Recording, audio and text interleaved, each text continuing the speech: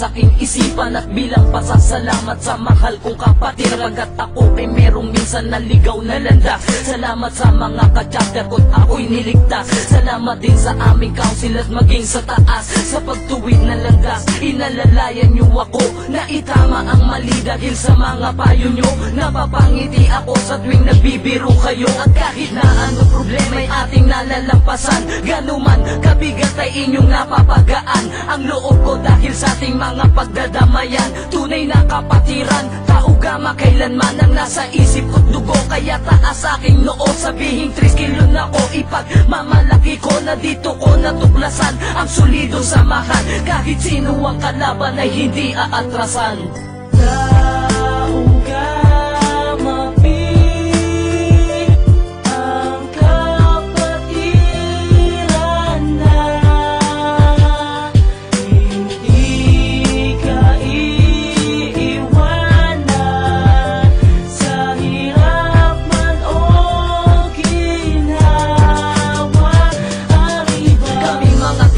Hindi nag-iiwanan, anuman ang suliranin, lagi nagtutulungan. Ang prinsipyo ay ganyan, hindi na kayang tumbasan. Lumalaban na sa bayan at ang makipagpatayan para lang sa karangalan ng mahal na kapatiran. Ay labis na iingatan ko ang pangalan mo. Sa mga mapang-api isusugal ang buhay ko. 3 kilo na pagkatao ko habang nabubuhay. Sa aming puso at sa isip ay hindi na mawawalay. Ang tagumpay ng isa ay tagumpay ng lahat. Taugama ang angat at taugama ang sikat. Kami lang ang mabigat na kapatiran sa mundo. At kami makikilala kahit nasa ang kanda ko. Leon kami tinuring pag nagalit delikado. Natutong rumispeto, tumanggap na mga palo. At kayo ang dahilan kung ba't ako rin ay nagbago.